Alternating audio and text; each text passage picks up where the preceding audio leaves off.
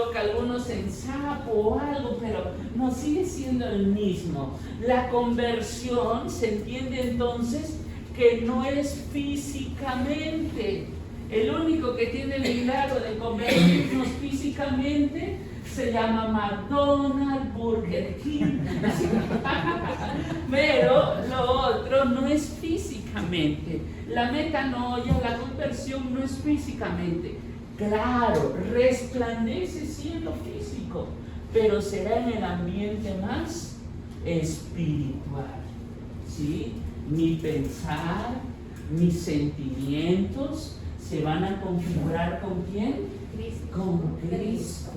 Esto es una conversión, pero para ello vamos a vivir un proceso. Abrimos nuestra Biblia en Mateo capítulo 8, versículos 23 al 27. Vamos a San Mateo capítulo 8, versículos 23 al 27. Una vez que encontramos al evangelista San Mateo, vamos a darnos cuenta que esta lectura se leyó el domingo hace 15 días en la misa y fue la continuidad de este domingo en misa. Solo que en vez de leerse a Mateo, lo leímos desde el evangelista San Marcos. Y mire, el primer proceso para iniciar una conversión. ¿Cuál es el primer proceso? ¿Cómo se vive la etapa del proceso? El versículo 23 de San Mateo va a decir que Jesús se encontraba ¿en dónde? ¿En dónde se encontraba? En una barca. Vean, la barca es imagen de la iglesia. Mi conversión se tiene que dar de la mano con la iglesia. No puede haber un inicio de conversión lejano de la iglesia, porque la iglesia es mi madre que me va a acompañar en el crecimiento. Y esta conversión, dice Jesús en el Evangelio, que hubo unos que quisieron subirse ¿a dónde? A la barca. Va a partir entonces como primer aspecto de mi proceso, se llama libertad. ¿Cómo se llama? Libertad. Es decir, tiene que nacer de ti, tiene que brotar de ti el inicio de un caminar en las cosas de Dios, pero ya no en tus criterios, sino en los criterios ¿de quién? De la iglesia. Y la iglesia no tiene que equivocarse, porque la iglesia es ¿de quién? De Cristo. Ojo, estoy hablando de la iglesia, no estoy hablando de los que integramos la iglesia, sino de la iglesia, ¿no? La doctrina que la iglesia tiene, la compañía que Jesús nos da en la iglesia. Entonces, tiene que haber el primer criterio que se llama libertad. Tiene que nacer de usted para que haya un inicio de conversión. El problema es que a veces no vivimos un proceso, pero ya como sentimos bonito, ya aceptamos a Cristo sin vivir un proceso. Y es cuando se nos complican los resultados. No cuadra, hasta en Facebook hay algún flyercito que suben, no cuadra la fila de los que pasan a comulgar y la fila de los que pasan ¿a dónde? A confesarse. No pasa, no cuadra, porque no viven ¿qué? Un proceso de conversión, ¿no? Este proceso parte desde la libertad. Muchos de nosotros nos hemos sentido entonces llamados por Dios y le hemos respondido. Es tu libertad, ya no coacción, ya no porque te trajeron, ya no porque te invitaron, no, nació de ti.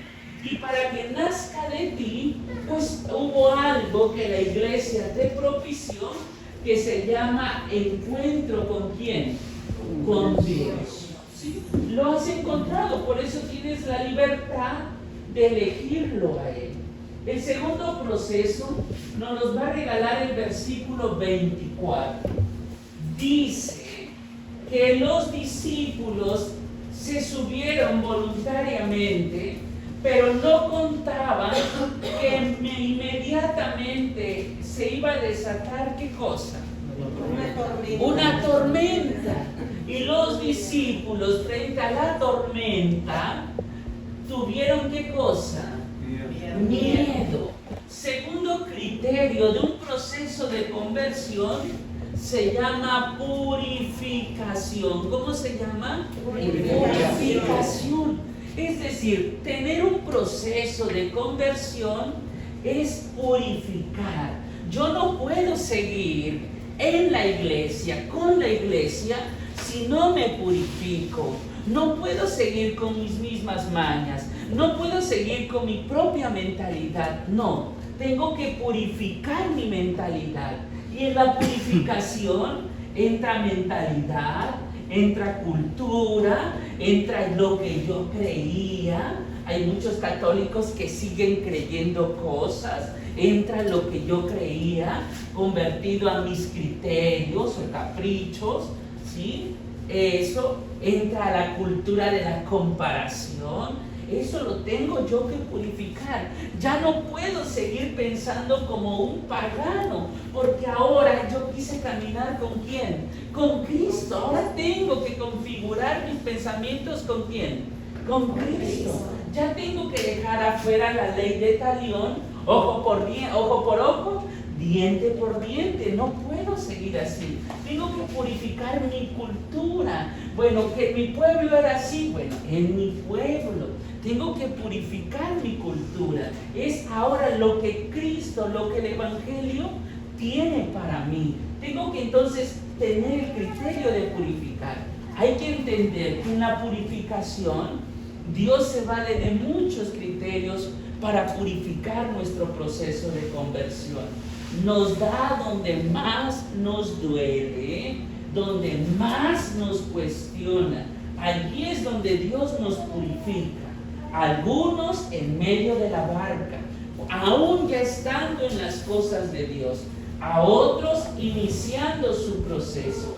No podemos olvidar que en estos dos primeros aspectos Dios está purificando mi persona, pero también está purificando a los otros. Los otros están purificando, no solo yo, porque en la barca dice que subieron ¿quiénes? Los discípulos. Otros también van conmigo que están siendo purificados. Desaparece la ley del cangrejo. Entonces, si tú avanzas, yo te jalo la pata para que retrocedas. No, desaparecen todas esas cosas, porque también Él busca su conversión. Desaparece la envidia, la rivalidad, el quién es mejor. No, porque Él también, no es que sea mejor, Él también está buscando ¿qué cosa? Su purificación, su proceso de conversión. Versículo número 25. ¿Alguien quiere leerlo, por favor? Los discípulos se acercaron y los trataron diciendo: Señor, sálvanos. Muy bien. Número 3. Se llama humildad. ¿Cómo se llama? Humildad. ¿Verdad? Hay que ser humilde. El tercer criterio en el proceso de conversión es la humildad. Reconocer mi lugar, porque yo tengo mi lugar, ayer lo veíamos, y reconocer el lugar de ¿quién? De Dios. Hay que ser humilde. Solo no voy a poder. El egoísmo tiene que desaparecer. El ser egocéntrico tiene que desaparecer. No, ya no estoy solo. Ahora es Dios que va conmigo. Lo tengo en un lenguaje simbólico, dice que lo despertaron. Pero me gusta más porque Marcos dice que él iba dormido en la popa. Yo no sé mucho de navegación, pero el que va en la popa es el que lleva ¿qué? El timón. Entonces, vean, Él es el dueño de mi vida. Por eso tengo que ser humilde. Ya no voy a pelear con Él. ya no le voy a reprochar. He entendido que Él es Dios y que yo tengo mis limitaciones frente a Él. Tengo que vivir este tercer criterio. Miren, la verdad es que cuando se vive un proceso de conversión, aquí es donde nosotros empezamos a retroceder, porque no queremos que Dios reine en nuestra vida. Nos cuesta aceptar la humildad que Dios nos está exigiendo. Cuesta demasiado. Y si usted esto lo vincula en su contexto familiar, en su contexto personal, va a ver que qué difícil es aceptarlo. Hay una palabrita que a nosotros, lejos de aceptar el plan de Dios, orgullece tanto nuestra vida. Sin mí no vas a poder hacer nada. Siempre es un inútil. Y aunque no lo digamos, lo tenemos aquí bien marcado. Cuando yo me vaya del grupo, ellos no van a hacer nada. El padre Amatuli aquí nos daba una con guantes blancos, diciendo una frase: todos somos importantes, nadie es indispensable. En la vida es de esta manera, y el Evangelio lo comprueba. Tuvo el gusto de dormirse hasta en la popa. La humildad tiene que resaltar de parte de nosotros. Cuando a Dios le toca, es el tiempo de Dios, es la presencia de Dios, es el momento de Dios. A mí me cuestiona mucho cuando los papás quisieran que los hijos ya se convirtieran. Yo casi a veces a algunos les pregunto: ¿y tú cuántos años te llevaste? ¿Verdad que 40, 50? ¿Cómo quieres que el pobre chamaco que está viviendo la adolescencia, quieres que me explico? Si captamos, vean, es aquí la humildad, reconocer. Algo estás pagando, no hablo más porque hay jovencitos. Me explico. Parece también que iba. Ahora estoy dando mis propias lecciones. Un día mamá sufrió conmigo. Ahora yo estoy pagando lo que hice. ¿Qué cosa? Sufrir, ¿no? No le digan nada a mi mamá porque se ha de reír de mí. Recuerdo bien que me decía: nunca me gustaba comer en lo personal la cebolla en la comida, y me dijo un día me vas a pagar todo lo que me haces. Llegué a la vida misionera y no solo le pagué uno, le pagué mucho.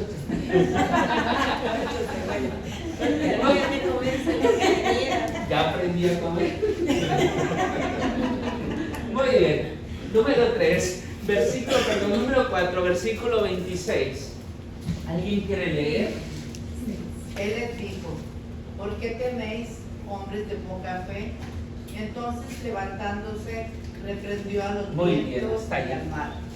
Esta es una belleza. Vean, Dios nos conoce perfectamente. El cuarto criterio, yo le llamo popularmente la jaladita de oreja, el cuestionamiento. Para vivir un proceso hay que cuestionarnos como cuarto punto. Ese cuestionamiento tiene que brotar desde nuestra sinceridad, de nuestra humildad, en decir: ¿cómo estoy?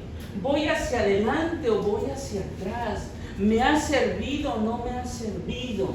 Ese cuestionamiento que a veces duele. Imagínense esas dos palabras: qué miedosos son ustedes. Y la otra más fuerte, ¿cuál es? Hombres de poca fe. Imagínate, cuestionarte, darte la oportunidad. Yo que predico, yo que rezo el rosario, yo que soy apóstol de la palabra, yo que voy a misa, no puedo seguir siendo así. La palabra me tiene que cuestionar.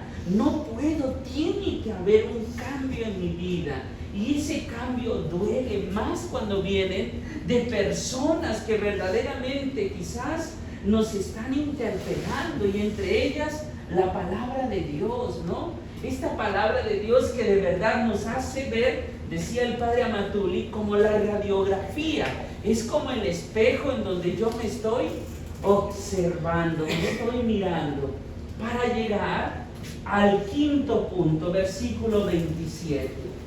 Eso subrayenlo, de verdad. Eso es lo bello del Evangelio. Me encanta la figura de Nazaret, de Jesucristo, porque de verdad, si tú lo lees como historia, te impactará la manera en cómo este nazareno hace las cosas.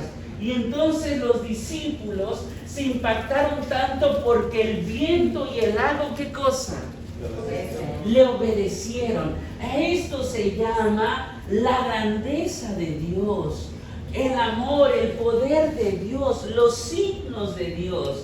Esos signos que se viven en una conversión, en última instancia, en último lugar. El problema es que usted quiere empezar de abajo hacia arriba. Usted no quiere empezar el problema es que queremos empezar de arriba hacia abajo. Nos cuesta empezar de abajo hacia arriba. No queremos vivir. Y vean la realidad de iglesia. Todos buscan un milagro ¿de quién? De Dios. Las misas de sanación se saturan, el aceitito, el agua bendita, la sal exorcizada, pero nadie quiere vivir un proceso de conversión. Hace unos días alguien se me acercó y me dijo, ¿usted carga la medalla de San Benito? Le digo, sí, traigo uno grande. Y me dice, sí, lo quiero para que se me vaya el demonio de la casa.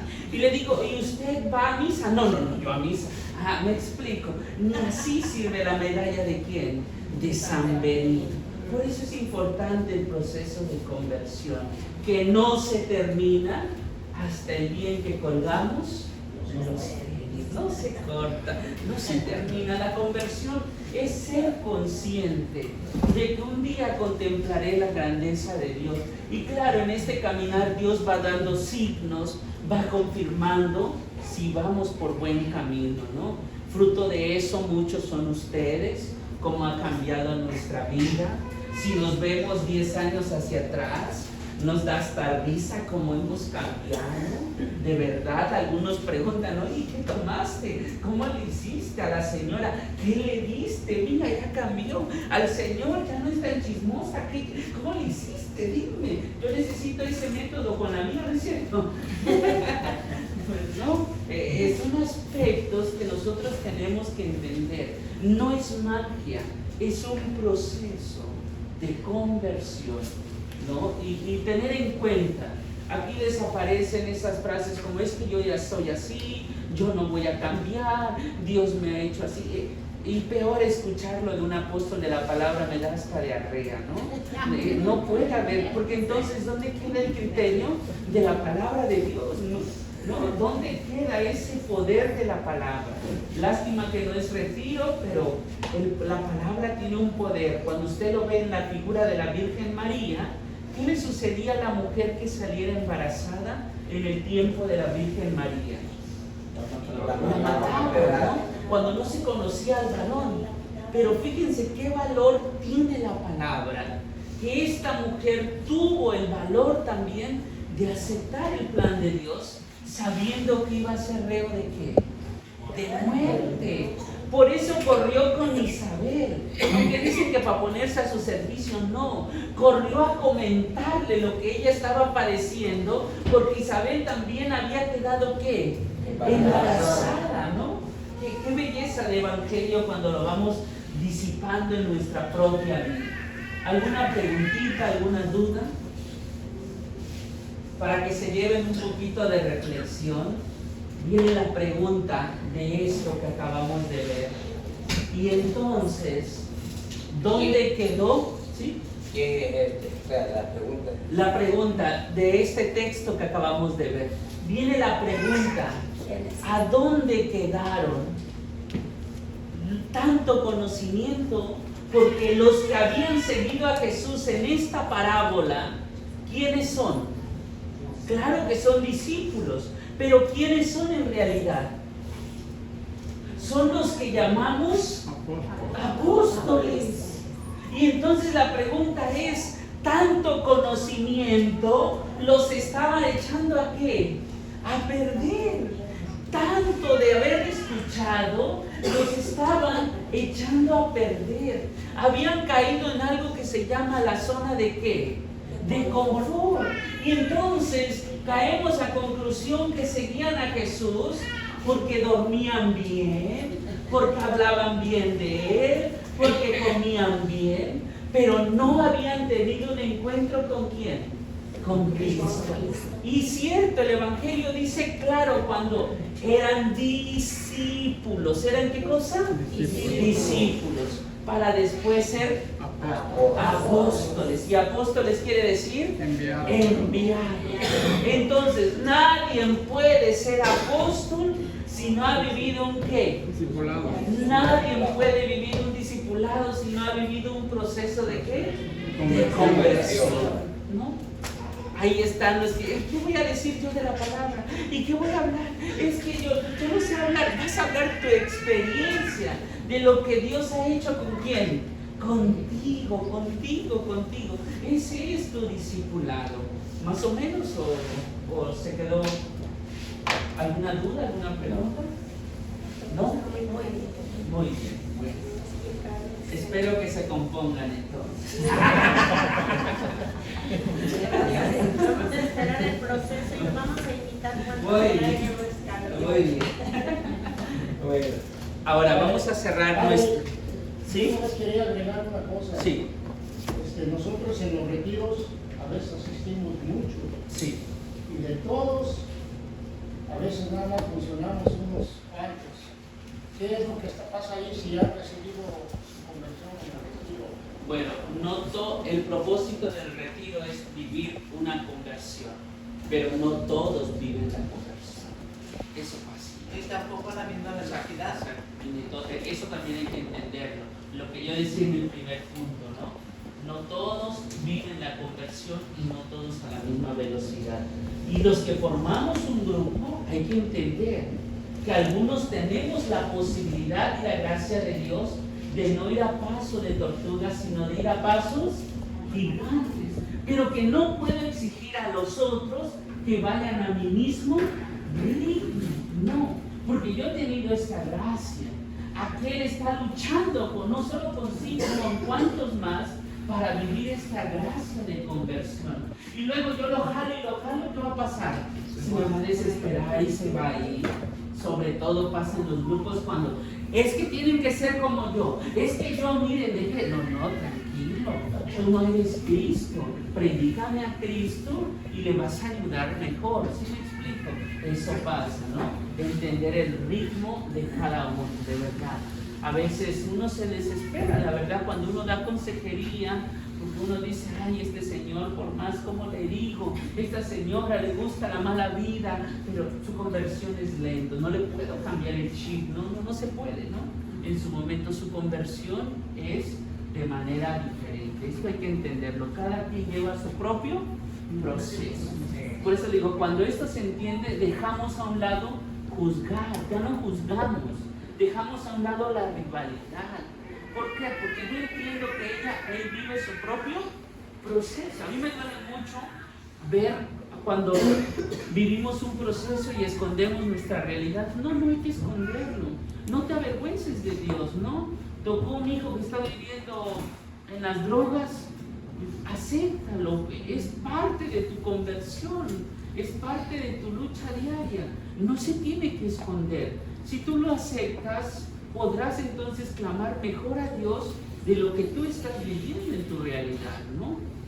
Descuidamos nuestra vida matrimonial, también hay que aceptarlo, lo descuidamos. Descuidamos nuestra vida espiritual, hay que aceptarlo, ¿no? ¿Por qué? Porque volvemos a ¿qué? A empezar, ¿no? De repente a mí también me pasa, descuido algunos aspectos de mi vida y tengo que volver a empezar, ¿no? Llega el desánimo, el activismo, estar en muchas cosas, te olvidas de rezar, no te da tiempo de hacer oración porque estás en todo y no estás en todo menos en misa, ¿no? Entonces, a todos nos pasa, pero hay que aceptar lo que nos está sucediendo. ¿Preguntas? Por eso pasa eso, ¿no? No todos. El retiro es para convertirnos, pero no todos aceptamos una conversión. ¿Sí? Bueno. Y así el retiro lo podrá dar el mismo Papa, pero si no, no. Muy bien. Bueno, ahora voy a hablar algo.